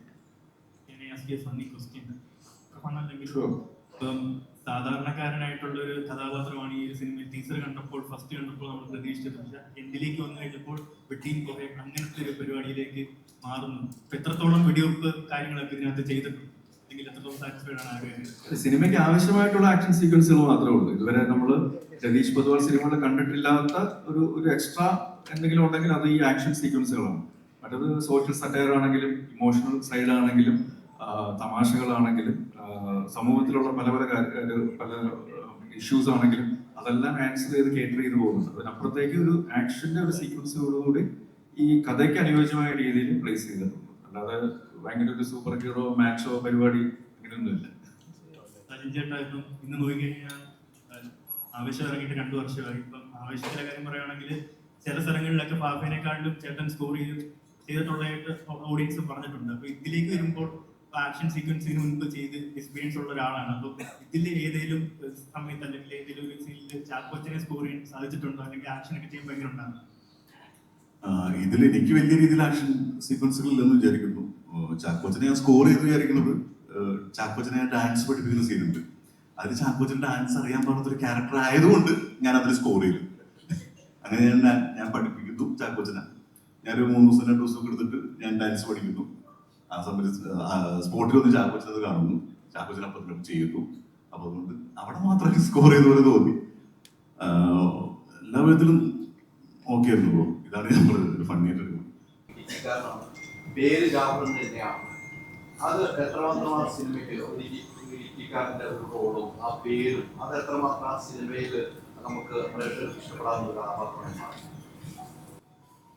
ഇടുക്കിയിലുള്ള ഒരാള് ആണ് ഇദ്ദേഹം. ഈ കാസറ്റ് റെക്കോർഡിംഗ് ഒക്കെ ഇല്ലേ, പഴയ ഡെക്കിന്ന് ഡെക്കിലേക്ക് പകർത്തുന്ന ഒരു പരിപാടിയൊക്കെ ഇല്ലേ. അതുകൊണ്ട് ഇതിനകത്ത് കുറേ പിള്ളേർക്കൊക്കെ അത് അറിയാൻ പാടില്ലായിരിക്കും, നമുക്കൊക്കെ അറിയാൻ പാടില്ല. നമ്മുടെ ആരോടത്തിലുണ്ട്. വന്ന എല്ലാ കെട്ടുകളൊക്കെ ആയിട്ട് പോയി നേരെ വയനാട്ടിൽ ചെന്ന് അദ്ദേഹത്തിൻ്റെ വീടിൻ്റെ തട്ടപ്പുറത്ത് ഇതെല്ലാം പഴയ സാധനം കൊണ്ടിട്ട് വെച്ച് പുള്ളിയുടെ കൂടെ പുള്ളിയെ സഹായിക്കാനും ഒക്കെ ആയിട്ട് നിൽക്കുന്ന ഒരാളായിട്ടാണ് ഇതിനകത്ത്. ഇടുക്കിക്കാരനാണ്, ഒൻപാൻ ആലുവക്കാരനായിട്ടാണ് പടത്തിൽ അഭിനയിക്കുന്നത്. പിന്നെ ശരണ്യ ഹരിയാനക്കാരി ഏതെങ്കിലും പേര് പറയാനില്ലെങ്കിൽ ചോദ്യം വരും. തോൽപ്പട്ടി, ഞാനത് തീപ്പട്ടിന്ന് കേട്ടു, പക്ഷെ തോൽപ്പട്ടി. എന്താണേലും പല സ്ഥലങ്ങളിൽ നിന്നും വന്ന് ജീവിക്കുന്നത്. ഇപ്പം സാറിൻ്റെ ജ്യേഷ്ഠനായിട്ടാണ് നമ്മുടെ ദിലീഷ് പോത്തൻ സാർ. ഇത് ഒത്തിരി ചോദിക്കാനില്ല ഇതിൽ. കാര്യം വെച്ച് കഴിഞ്ഞാൽ ഇത് എൻ്റെ അനുഭവത്തിൽ എന്ന് പറഞ്ഞു കഴിഞ്ഞാൽ ഒരു ലെങ്കി സംഭവം ചെയ്തു എന്ന് പറഞ്ഞില്ലേ. അപ്പം ഞാൻ ചില പടങ്ങളിൽ ചുറ്റിൽ 4-5 ദിവസം അല്ലെങ്കിൽ 2-3 ദിവസം ഇങ്ങനെ പോയി വരുമ്പോഴത്തേക്ക് എനിക്ക് മൊത്തം അറിയത്തില്ല. അതിലേക്ക് മിക്കവാറും ആൾക്കാർക്കറിയാം ഞാൻ കഥ ഒന്നും ഞാൻ പിടിച്ച് പറയുമ്പോൾ അങ്ങനെ കേൾക്കാറില്ല. അത് വെള്ളയിലൊക്കെ പറഞ്ഞാൽ എനിക്ക് അങ്ങനെ കൊണ്ട് നടക്കാനൊന്നുമില്ല എന്ന് പറഞ്ഞു. അപ്പോൾ ഇതിങ്ങനെ ചെന്നു എന്നോട് ഇങ്ങനെ ചെയ്യാൻ പറഞ്ഞു. അദ്ദേഹം എന്നെ തേച്ച് പിരിക്കി എടുത്തു എന്നാണ് പറയുന്നത്. രതീഷ് എന്ന് പറയുന്ന ഒരു മഹാനായ ഡയറക്ടറിനെ പറയുള്ളൂ. അപ്പം കുറച്ച് മുമ്പ് പറഞ്ഞില്ലേ, ഞങ്ങൾ ഈ ചെയ്യുന്ന എല്ലാ ക്യാരക്ടറും അദ്ദേഹം ഒറ്റയ്ക്ക് ചെയ്തു. ഈ സിനിമയിലല്ല ഏത് സിനിമയിലാണെങ്കിലും അദ്ദേഹം ചെയ്ത് എനിക്ക് 2-3 ഡയറക്ടർമാരൊക്കെ ഉണ്ട്. ലിജോ സാറ്, പിന്നെ രതീഷ് സാറ്, ഇവരൊക്കെ എന്ന് പറയും അവർ ചെയ്താൽ മതി, വലിയ പണിയില്ല എന്നാ ഞാൻ വിശ്വസിക്കുന്നത്. ഒന്ന് നോക്കിയിരുന്നാൽ മതി. അതിലും മെച്ചമായിട്ട് നമ്മൾ ചെയ്യുന്നെങ്കിലും മെച്ചമായിട്ട് അങ്ങനെ കാണിച്ചു തരും.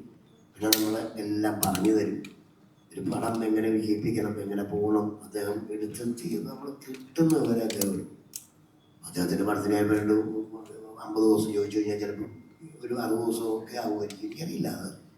അത് എടുത്തിട്ടേ വിടുകയുള്ളൂ.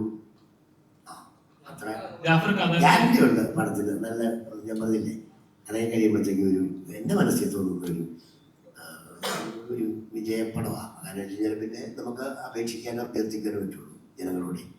എല്ലാവരോടും സിനിമ കാണാൻ പറയാൻ പറ്റുമോ? ഇതിന് തീ പിടിച്ച വിലയുണ്ട് ടിക്കറ്റിനും. അപ്പം അല്ല, അത് അദ്ദേഹം ഉണ്ടാക്കി വെച്ചേക്കുന്ന സ്ഥാപനത്തിൽ ഞാൻ കയറി പൈസ കുറയ്ക്കാന്ന് പറഞ്ഞ്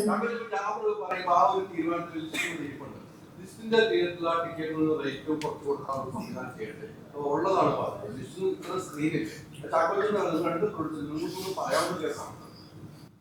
വേറൊരു പടമായിരുന്നെങ്കിൽ ഞാൻ പറഞ്ഞു.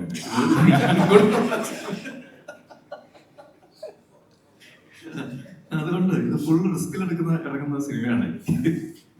അപ്പൊ അതുകൊണ്ട് എങ്ങനെയല്ല, അതൊക്കെ ലിസ്റ്റിന്റെ തീരുമാനങ്ങളാണ്. ലിസ്റ്റും പൊതുവെ ഒരു സഹൃദയനാണ്, വെറുതെ നിങ്ങൾ ലോലഹൃദയനാക്കരുത് വീണ്ടും.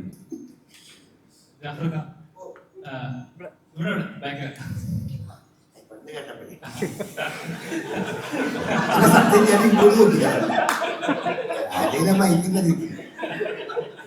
ചോദിച്ചു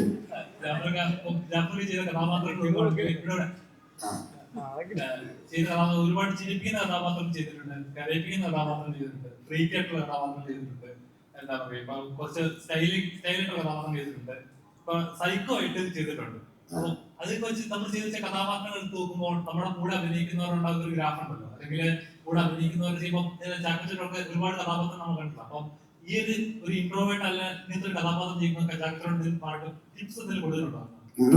ടിപ്സ് അഭിനയിക്കുന്ന മലയാളത്തിൽ പറ. അല്ലല്ല, ചോദ്യം ചോദിക്കുമ്പോ എന്നോട് മലയാളത്തിൽ ചോദിക്കുന്നുണ്ട്, എനിക്ക് ഇംഗ്ലീഷ് അറിയില്ല. അതുകൊണ്ട് ഒന്നുകൂടെ അവിടെ മാത്രം ക്ലിയർ ചെയ്താണ്.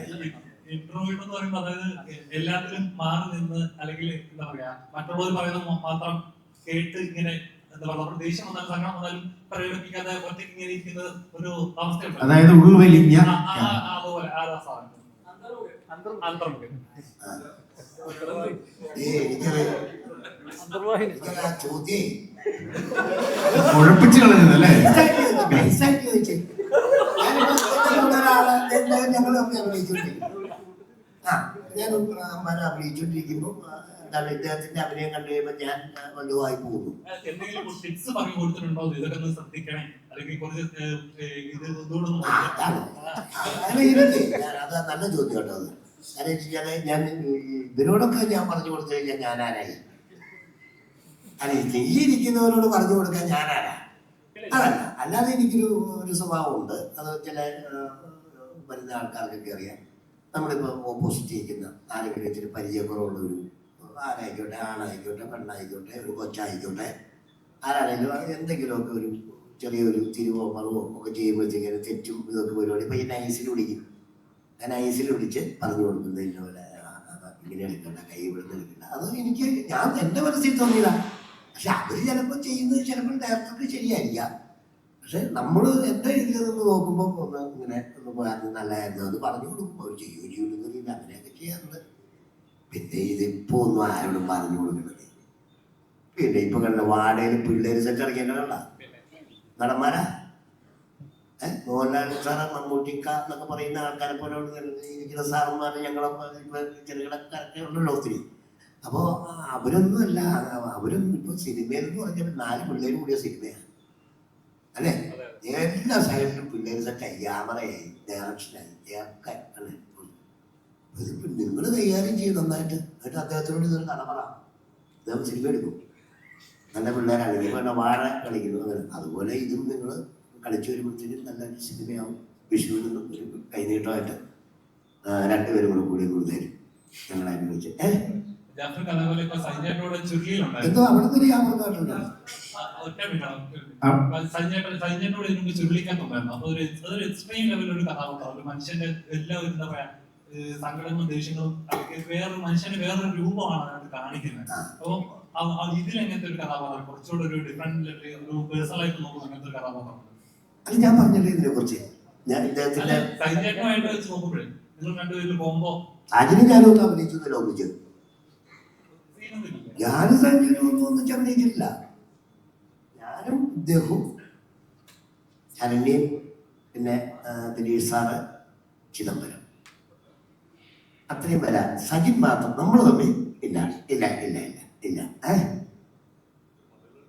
ഒരു തൊട്ടടുത്തുണ്ട്, തൊട്ടടുത്ത് ഉണ്ട്, പക്ഷെ മിണ്ടുന്നില്ല. അങ്ങനെയൊക്കെ അതാണ് ദുരൂഹം.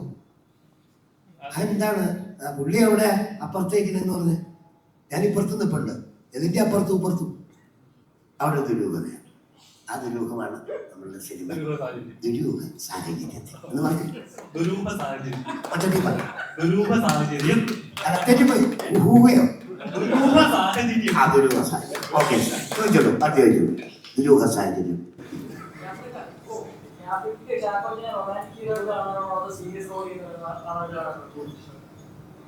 റൊമാൻറ്റിക്കായിട്ടോ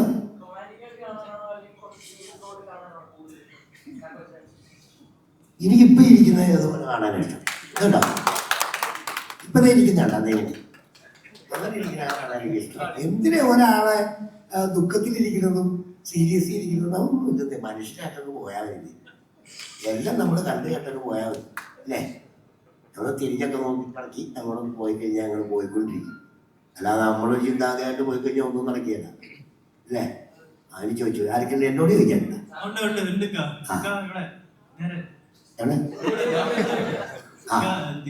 ഇങ്ങനെ കണ്ടപ്പോ എന്റെ കണ്ണ് നേരെ പോയത് എന്റെ തലയിലേക്ക്. കാരണം അത്ര കിട്ടില്ല ഹെയർ സ്റ്റൈല്. ഈ തലയിലേക്ക് മാത്രമാണ് നോക്കിയത്. അല്ല കുഴപ്പമില്ല, അത് അങ്ങനെ ചെത്തി വെച്ചോളൂ. ചേന എത്തിയ പോലെ എന്ന് പറയും അല്ലേ. അത് കൊള്ളാത്. കാരണം ഇപ്പോഴത്തെ യുവതലമുറയിൽ നെറ്റി കയറുന്ന പിള്ളേർക്കൊക്കെ ഈഗോ അടിക്കാൻ സാധ്യതയുണ്ട് ആ ലുക്ക് കണ്ടു കഴിഞ്ഞാൽ. അപ്പൊ ചേട്ടൻ ആ ഒരു മേക്കപ്പില് ക്യാരക്ടറായി മാറി കഴിഞ്ഞപ്പോഴത്തേക്കിനും കണ്ണാടി നോക്കിയപ്പോ ഫസ്റ്റ് തോന്നിയ ഒരു തോട്ടം എന്തായിരുന്നു? അത് ഇട്ടൊക്കെ ചോദ്യമാണ് അല്ലേ.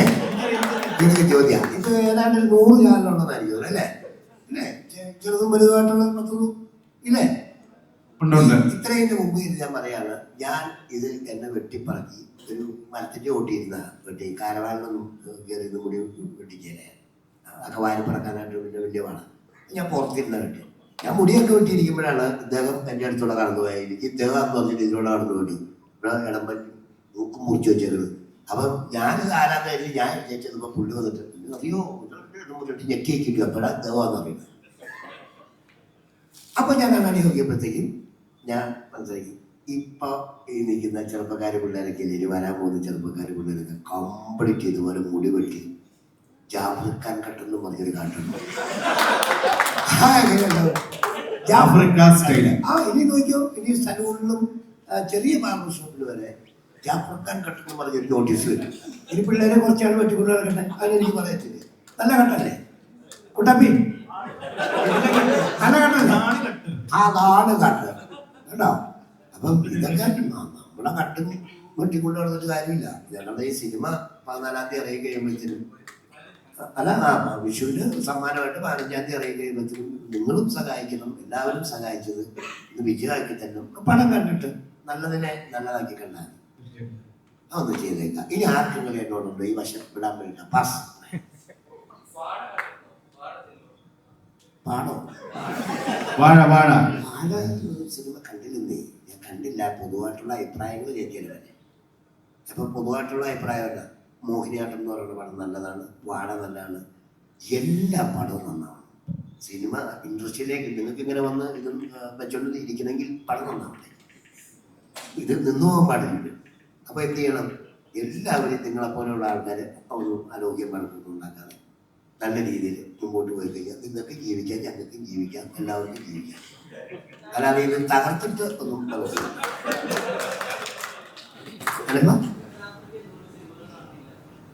അല്ല, അത് ഒരു സ്റ്റോറി ഞാൻ ഏതോ ഇതിനകത്ത് പറഞ്ഞിട്ടുണ്ട്. അത് എൻ്റെ കുടുംബപരമായിട്ടുള്ള ഒരു സംഭവത്തിലേക്ക് ഇപ്പൊ പോയി കഴിഞ്ഞാൽ സമയമില്ല. അല്ലെങ്കിൽ ഞാൻ ഒരു 10-18-20 വർഷത്തോളം ഞാനിങ്ങനെ സിനിമ തിയേറ്ററിൽ ചെന്നാട്ടോ. അത് പ്രത്യേകം ശ്രദ്ധിച്ചോളൂ. ഞാൻ സിനിമ കാണുകയാണ്, തിയേറ്ററിൽ ചെന്ന് കാണാത്ത കാര്യം പറഞ്ഞത്. തിയേറ്ററിൽ ചെന്ന് കാണും. അല്ലാതെ എൻ്റെ വീട്ടിൽ ടി വിയിൽ വരുമ്പോൾ എനിക്ക് പഴയ സിനിമകളോടാണ് താല്പര്യം. അതൊക്കെ കണ്ടുകൊണ്ടിരിക്കും. പുതിയ സിനിമകളൊന്നും കാണാറില്ല. അപ്പം വിമർശനം ഉണ്ടായി, ഇയാളൊക്കെ ചെന്ന് സിനിമ ചെയ്യും, അവരൊന്നും കാണിയില്ല, ഞങ്ങളൊക്കെ കാണാൻ നിൽക്കുക, കഷ്ടപ്പെട്ടു. അതെന്നാ പറയാ, അത് ആ ഉദ്ദേശം ഉണ്ടാവും. ഒന്നാലോചിച്ചു മതി.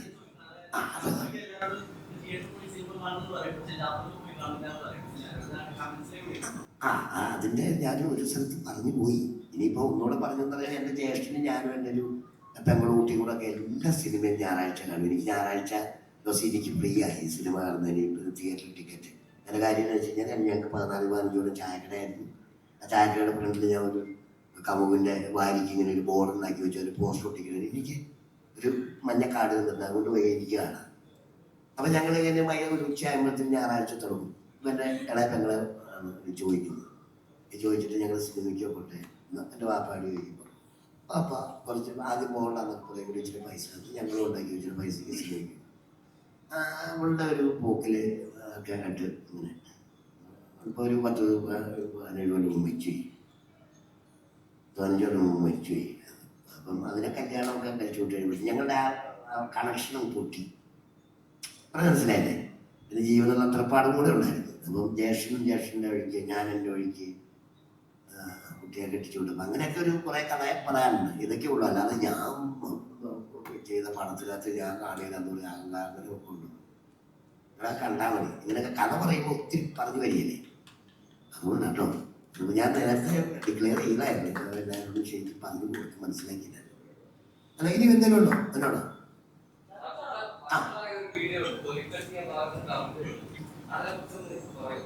അല്ല, അത് ഒരു രസകരമായൊരു അവസ്ഥയിൽ ചെയ്തതാണ്. അത് സിനിമയുടെ പേരുമായിട്ട് ബന്ധപ്പെടുത്തി ചെയ്തു എന്ന് മാത്രമേ ഉള്ളൂ. പിന്നെ ഞാൻ ആരുടെ കൂടെയാണ് കോംപ്രമൈസ് ചെയ്തത്. അപ്പൊ അതുകൊണ്ട് ചെറുതായിട്ടെങ്കിലും എനിക്ക് കിട്ടാതിരിക്കില്ലല്ലോ, ഇല്ലേ? അത്രേ ഉള്ളൂ. ഇല്ലില്ല, കണ്ടിട്ടില്ല. കാരണം ശരിക്കും പറഞ്ഞാൽ ആട് കാണണം, പ്രതിച്ഛായ കാണണം, വാഴ കാണണം, മോഹിനിയാട്ടം കാണണം, ഇതെല്ലാം കാണേണ്ട ലിസ്റ്റിലുള്ളതാണ്. തിയേറ്ററുകളിൽ ഇപ്പോഴും ഉണ്ട് എന്നുള്ളതാണ് ഏറ്റവും സന്തോഷകരമായ കാര്യം. ഇപ്പൊ ഇറങ്ങിയ സിനിമകൾ എടുത്ത് നോക്കുകയാണെങ്കിൽ തന്നെ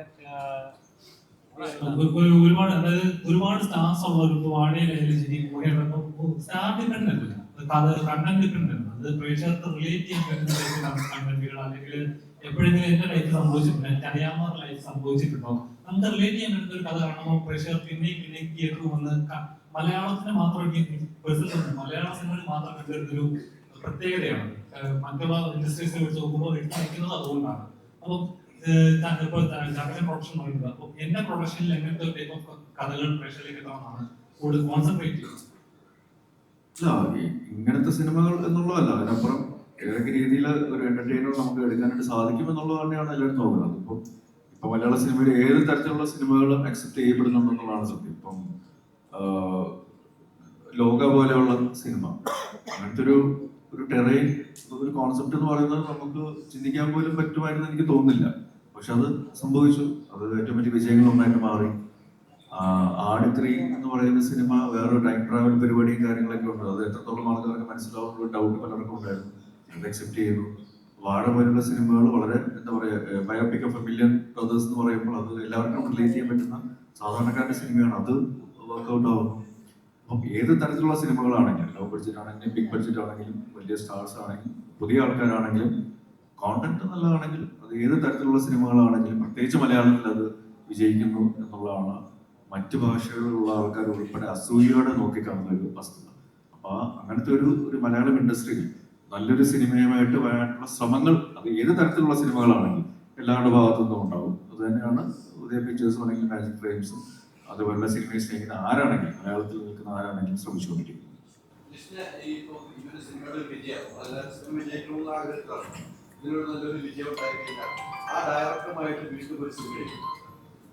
സിനിമകൾ സംഭവിക്കുന്നതാണല്ലോ. അപ്പൊ നമ്മളിപ്പോ ഞാൻ പലപ്പോഴും ആഗ്രഹിച്ച പല ഡയറക്ടേഴ്സ് ഉണ്ട്. ചിലപ്പോൾ നമുക്ക് സിനിമ ചെയ്യാൻ വേണ്ടിയിട്ട് പറ്റത്തില്ല. ചിലപ്പം ഈ സിനിമ തന്നെ ഇപ്പൊ ജാഗോച്ചൻ പറഞ്ഞ പോലെ ഇതിന്റെ ഡയറക്ടർ രതീഷുമായിട്ട് ഫസ്റ്റ് സിനിമ ചെയ്യാൻ വേണ്ടിയിട്ട് തന്നെ ഇരുന്നതാണ്. അന്ന് ആ ഒരു സാഹചര്യത്തിൽ നടന്നില്ല. പിന്നെ ആ ഡയറക്ടർ പല സിനിമകൾ പി വി ചെയ്തു, ചാക്കോച്ചനൊപ്പം സിനിമ ചെയ്തു. ഇതെല്ലാം സംഭവിച്ചു.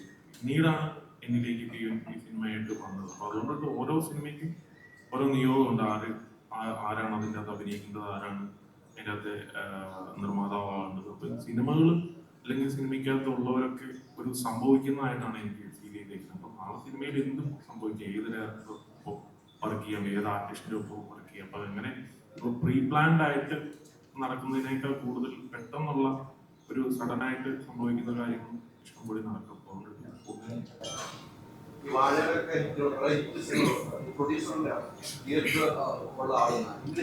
കാണുമ്പോൾ ലിസ്റ്റില് ഇത്രയും ആളുകൾ ഹിറ്റിലേക്ക് വരാനുള്ള സിനിമയാണ് എനിക്ക് കഥ കേട്ടപ്പോൾ ഈ ഹിറ്റുകളടിക്കുമ്പോൾ ഒരു തിയേറ്ററുടമ എന്ന നിലയിലുള്ള സന്തോഷമാണ്. ഒരു പ്രൊഡ്യൂസർ എന്ന നിലയിലേക്കാണ് മറ്റുള്ളവരുടെ സിനിമ ഹിറ്റുകളാവുന്നത്.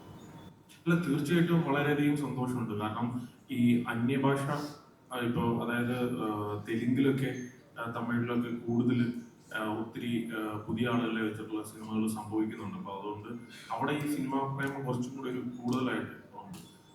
ഇവിടെ എന്ന് പറയുന്നത് ഒരുപാടെണ്ണം ഇറങ്ങുമ്പോഴും സക്സസ് എന്ന് പറയുന്നത് വളരെ കുറച്ചാണ്. ഇപ്പം വാഴ എന്ന് പറയുന്നത് ഇപ്പം നമ്മൾ നോക്കിക്കഴിഞ്ഞാൽ തണ്ണീർമത്തൻ ദിനങ്ങൾ, അതിന് മുമ്പ് നോക്കിക്കഴിഞ്ഞ് കഴിഞ്ഞാൽ അങ്ങനെ കുറെ സിനിമകൾ പീവനുണ്ടല്ലോ. പ്രേമലു ആയിക്കോട്ടെ, അല്ലെങ്കിൽ ഇതൊക്കെ ഇടയിലിടയിൽ മാത്രം സംഭവിക്കുന്ന ഒരു കാര്യങ്ങളാണ്. പക്ഷെ ഇപ്പൊ വാഴ എന്ന് പറയുന്ന സിനിമയുടെ ഫസ്റ്റ് പാർട്ട് വലിയ ഹിറ്റായിരുന്നു. ഈ സിനിമ ഇൻഡസ്ട്രി ഹിറ്റാണ് വാഴയ്ക്ക്. അതായത് ഞാൻ പലരോടും ഡിസ്കസ് ചെയ്യുമായിരുന്നു. കാരണം അമ്മാതിരി ഒരു കളക്ഷനാണ് എല്ലാ തിയേറ്ററുകളിലും ത്രൂ ഔട്ട് ആയിട്ടുള്ള. അപ്പം ഇതൊക്കെ ഒരു കുറെ അധികം ആളുകൾക്ക്, ഇപ്പൊ ഞാനെന്നല്ല എന്നെ പോലെയുള്ള കുറെ ആളുകൾക്ക് മുമ്പേ പറഞ്ഞതുപോലെ കണ്ടന്റ് ഓറിയന്റഡ് ആയിട്ട് ഇപ്പൊ എല്ലാവർക്കും എല്ലാ സൂപ്പർ സ്റ്റാറുകൾ വെച്ചിട്ട് സിനിമ ചെയ്യാനായിട്ട് പറ്റത്തില്ല. ഇപ്പൊ ചാക്കോച്ചൻ ആയിക്കോട്ടെ, അല്ലെങ്കിൽ രാജായിക്കോട്ടെ, മമ്മൂക്ക, ലാലേട്ടനൊക്കെ ഒരു വർഷം ഒരു 4 സിനിമകളായിരിക്കും ചെയ്യാൻ വേണ്ടിയിട്ട് പറ്റുന്നത്. അപ്പോൾ ഒരു അപ്രോച്ച് എന്ന് പറയുന്ന ഒരു സാധനം കൂടെ ഉണ്ടല്ലോ. അപ്പൊ അങ്ങനെ വരുമ്പോഴത്തേനും നമുക്കിത് ഉദ്ദേശിക്കുന്ന സമയത്ത് നടക്കുന്നില്ല. ഇപ്പൊ ഈ കണ്ടന്റ് എന്നൊക്കെ പറയുന്നത് ഇതിനൊരു ലിമിറ്റ് ഉണ്ട്. ഒരു ഇത്ര നാളെ കൂടുതൽ കണ്ടന്റ് സേഫ് ആയിട്ട് ഇരിക്കണമെന്നില്ല. അപ്പൊ അവർ ഉദ്ദേശിക്കുന്ന ആ കണ്ടന്റ് ആ പറഞ്ഞ സമയത്ത് നടക്കണം എന്നില്ലെങ്കിൽ അതിന്റെ ആ ഒരു എന്താ പറയുക, അതിനോടുള്ള ഒരു ഇൻട്രസ്റ്റ് ചിലപ്പോൾ കുറഞ്ഞു വരാം. അപ്പോൾ ഒരു പുതിയതായിട്ടുള്ള ഒരു കണ്ടന്റ് കണ്ടെത്തി ഫ്രഷേഴ്സുമായിട്ട് സിനിമ ചെയ്യുക എന്നുള്ളതാണ് ഇതിനകത്ത് ഒരു വലിയ കാര്യം. പിന്നെ ഇങ്ങനത്തെ ഒരു ആർട്ടിസ്റ്റുകളൊക്കെ ആയിട്ട് പടം ചെയ്യുമ്പോൾ ഫുൾ ഒരു നിർമ്മാതാവിന്റെ ഒരു ഇതിൽ നിന്ന് നോക്കുമ്പോൾ ഫുള്ളി റിസ്ക് എടുത്തുകൊണ്ടിട്ട് തന്നെ വരണം. അപ്പോൾ അതിനൊരു ലിമിറ്റേഷൻസ് ഉണ്ടാവും. ഇപ്പൊ ചെറിയ ചെറിയ സിനിമകൾക്ക് ആർട്ടിസ്റ്റിന്റെ ഒരു വലിയ ആർട്ടിസ്റ്റുകളെ വെക്കുന്നുണ്ട്, അല്ലെങ്കിൽ വലിയൊരു ടെക്നീഷ്യൻസിനെ ചിലപ്പോൾ വെക്കുന്നില്ല. അപ്പൊ അതൊരു മേജർ പാർട്ടാണ് സിനിമയുടെ ഒരു മേജർ പാർട്ട് എന്ന് പറയുന്ന എക്സ്പെൻസ് എന്ന് പറയുന്നത് അതാണ്. അപ്പൊ അതില്ലാതെ നമുക്ക് ഒരു ലിമിറ്റഡ് ആയിട്ട് ഒരു എക്സ്പെൻസ് കൊണ്ടുവരാനായിട്ട് പറ്റും. അപ്പം ഈ സിനിമകളുടെ വിജയം ഒരുപാട് പേർക്ക് ഇൻസ്പിറേഷൻ ആണ്. നമുക്ക് ഇങ്ങനെയൊക്കെ ചെയ്യാലോ എന്നുള്ളൊരു കാര്യം. അപ്പം നല്ല കണ്ടന്റുകൾ വരുമ്പോൾ പ്രേക്ഷകരും കൂടുതൽ ഈ പുതിയ ആർട്ടിസ്റ്റുകളുടെ സിനിമ കാണാനായിട്ട് വരും. അപ്പോൾ കൂടുതൽ സാധ്യതകളാണ്. നമ്മുടെ ഇൻഡസ്ട്രി തന്നെ എന്താ പറയുക വലുതായിക്കൊണ്ടിട്ടിരിക്കുകയാണ്. ഇപ്പം സക്സസ് റേഷ്യോ നോക്കിയാൽ മലയാളം, തമിഴ്, തെലുങ്ക്, ഹിന്ദി എല്ലാം നോക്കിയാൽ ഏറ്റവും കൂടുതൽ സക്സസ് ഉള്ളത് മലയാള ഇൻഡസ്ട്രിക്കാണ് ഇപ്പോൾ. നിലവിൽ. ഇപ്പം ഈ OTT പ്ലാറ്റ്ഫോമുകളൊക്കെ മറ്റ് ഇത് എടുക്കുന്നുണ്ടെങ്കിലും ഇൻഡസ്ട്രി ഇത് നോക്കിക്കഴിഞ്ഞാൽ, ഇൻഡസ്ട്രി വൈസ് നോക്കിക്കഴിഞ്ഞാൽ മലയാള ഇൻഡസ്ട്രിയിലാണ് ഏറ്റവും കൂടുതൽ. ഈ കഴിഞ്ഞ ദിവസം ഞങ്ങളെ എല്ലാ സ്റ്റേറ്റിന്റെയും കൂടെ ഒരു മീറ്റിംഗ് ഉണ്ടാവുന്നത്. അപ്പൊ അവിടെ എല്ലാം പറഞ്ഞൊരു കാര്യം, ഇതെന്താണ് മലയാളത്തിൽ മാത്രം ഇത്രയും ഹിറ്റുകൾ സംഭവിക്കുന്നതെന്നാണ് ജനറൽ ആയിട്ട് അവിടെ സംസാരിച്ചത്. കണ്ടന്റ് ഓറിയന്റഡ് ആയിട്ടാണ് കൂടുതൽ ശ്രദ്ധിക്കുന്നത്. അപ്പൊ അതുകൊണ്ടിട്ട് കൂടുതൽ ഹിറ്റ് ഉണ്ടാവുന്നു. ഇപ്പൊ ഇൻഡസ്ട്രി ഒരു കുറെ നാളുകളായിട്ട് വളരെ പോസിറ്റീവായിട്ടാണ് കൊണ്ടിട്ടിരിക്കുന്നത്. എല്ലാവരും ഒന്ന് ഫിൽട്ടർ ചെയ്ത് വരുന്നത് കൊണ്ടിട്ട് എല്ലാവരും സബ്ജക്റ്റിലും കൂടെ കുറച്ചുകൂടെ കോൺസെൻട്രേറ്റ് ചെയ്യുന്നുണ്ട് ഉള്ളതായിട്ടാണ് തോന്നുന്നത്. Thank you. അപ്പൊ എന്തായാലും ഒരുപാട് സന്തോഷം. നമുക്ക് ഈ ഒരു സെഷൻ വൈൻഡ് അപ്പ് ചെയ്യാം. അപ്പൊ വളരെ അടിപൊളിയാക്കി നമ്മൾ ഈ സെഷൻ വൈൻഡ് അപ്പ് ചെയ്തു. താങ്ക് യു സോ മച്ച് ചാക്കോച്ച, thank you so much. Last request accept ചെയ്ത് ഡാൻസ് ചെയ്തതിലും താങ്ക് യു സോ മച്ച്.